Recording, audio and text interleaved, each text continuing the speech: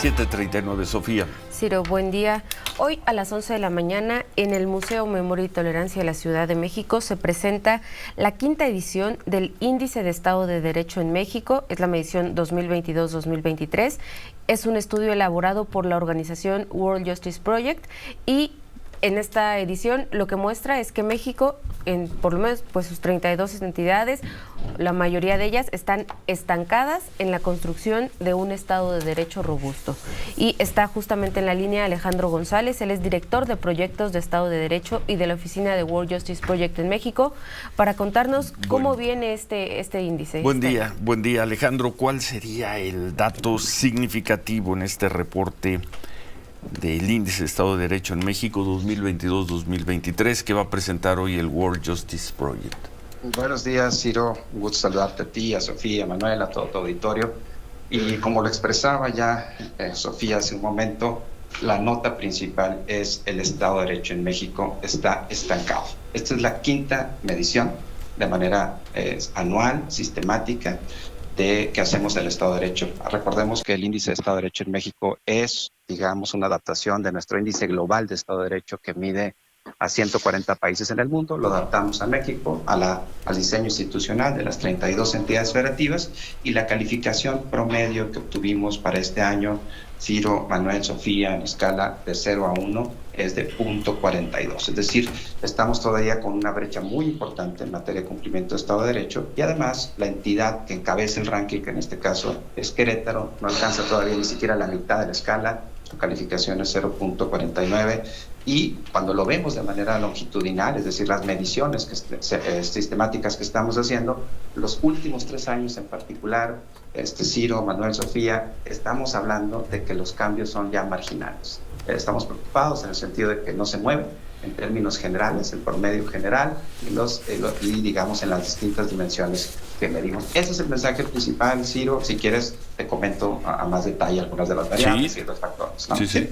Perfecto. Miren, medimos el índice de Estado de Derecho, se mide a través de 8 factores, ¿no? O sea, tenemos una comprensión, un enfoque integrativo del Estado de Derecho que va desde límites al poder gubernamental, pasando por ausencia de corrupción, gobierno abierto, cumplimiento de derechos fundamentales, orden y seguridad, cumplimiento regulatorio, justicia civil y justicia penal. Es decir, es una medición muy comprensiva que incluye más de 600 variables, y quizás lo que podemos destacar son 3 elementos en términos de estas variables específicas que explican el estancamiento en el Estado. La primera tiene que ver sin duda con ausencia de corrupción. Sí, la ausencia de corrupción es nuestro dolor de cabeza desde hace tiempo en las entidades federativas.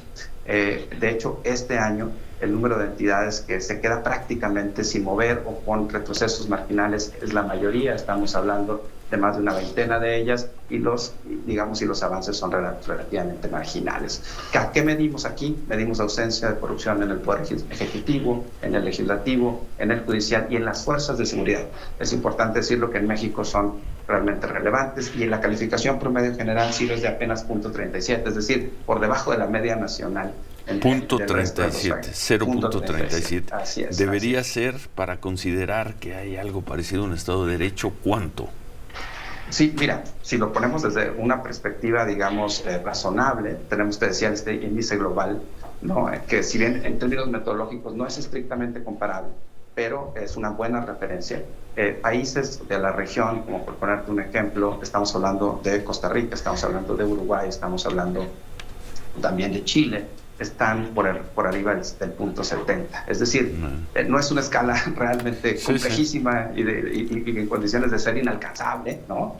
No estamos hablando aquí de Suiza, de Suecia, de Finlandia. Estamos hablando de otros países del mundo. Sí, dime. Alejandro, Sofía. El presidente López Obrador los ha desacreditado, ha dicho que son una de esas organizaciones de Estados Unidos. En la sección de quién es quién en las mentiras, les han dicho opositores al gobierno que no es un estudio exhaustivo, que miden desde que llegó el presidente López Obrador, que es una campaña para minar el prestigio del gobierno y hacer ver que México es un Estado fallido. Seguramente les van a volver a decir lo mismo. Mira, Sofía, nosotros somos una organización internacional. México es muy importante para nosotros. Medimos esto de manera sistemática y ordenada desde el año, de hecho, 2008 en 140 países del mundo. Y, de hecho, en México comenzamos operaciones desde el año 2016, ¿no?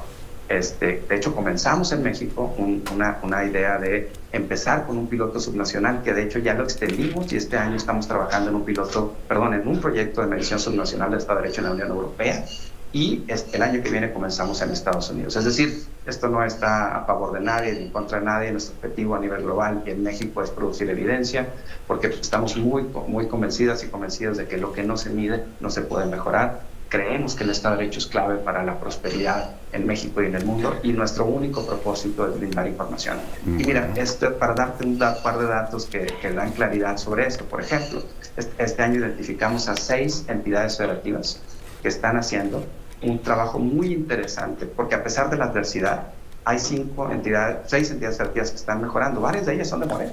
De hecho, hoy... ¿Cuáles son esos 6 estados? Es muy importante. De hecho, hoy en la presentación tendremos representación del gobernador Durazo, por ejemplo, ¿no? Porque es una de esas 6 entidades en que no son perfectas para nada, pero como es la quinta medición, podemos identificar entidades que ya sabemos que están mejorando. ¿Cuáles son las otras 5, Alejandro? Querétaro, por supuesto, Guanajuato, Baja California Sur, Sonora, Tamaulipas, y Sinaloa. No estoy diciendo que está perfecto, ya vimos cómo están los promedios. Pero están trabajando. Así es, eso. Lo que nos interesa es decir, colegas, se puede mejorar el Estado de Derecho aún en condiciones adversas. Y no importa qué color eres, amarillo, azul, nosotros no vemos colores, lo que vemos son datos y evidencia empírica, y podemos decir con toda franqueza y honestidad, sin importar si eres de Morena o de oposición, si estás haciendo bien el trabajo, se va a reflejar en los datos, y estos estados lo están haciendo, están comenzando a romper la trayectoria negativa y lo están haciendo de manera favorable. De hecho, hoy tendremos, por poner un ejemplo, al gobernador Curi en la presentación del estado de Querétaro, y también presencia del gobernador Durazo, o de representación del gobernador Durazo en el evento. Es decir, no estamos interesados en términos políticos, y entendemos el contexto de la polarización en México, pero lo que nos interesa es trascender esa polarización y ofrecer datos y evidencia que nos ayuden a tener un debate razonado, centrado, basado en números y en datos que nos permitan realmente tender esos puentes entre las distintas posiciones. Muy bien. Pues muchas gracias, estaremos atentos. Gracias, Alejandro González, director de Proyectos de Estado de Derecho y de la Oficina. Un gusto, Chino. Un gusto, Alejandro, en México. Gracias, buen día. Hasta luego. Mira, por ejemplo, Querétaro subió, porque son comparativos entre el 18 y el 22-23, del quinto al primer lugar. Guanajuato del 12 al segundo. Sinaloa del 11 al quinto. Baja California del 31 dio un salto al sexto. Hay que estudiar muy bien qué hizo Baja California. Ojo, Tamaulipas. Baja California Sur. Baja California Sur. Tamaulipas, ojo, porque el presidente fue el fin de semana a Tamaulipas otra vez a decir cosas que no son ciertas. A decir, no, si nada más llegó a Américo y las cosas mejoraron. Eso no es cierto. Evidentemente la mejora, después de estar en los lugares más inseguros, se dan en los mejores lugares, creo que es el sexto a nivel nacional más seguro, a la salida del gobernador Cabeza de Vaca, y está tratando de ver pues cómo se sostiene con el gobernador actual. Del 19 al 12. Y Sonora sube del 29 al 20. Poquito, pero mejora. Son las entidades que mejoran, Ciro.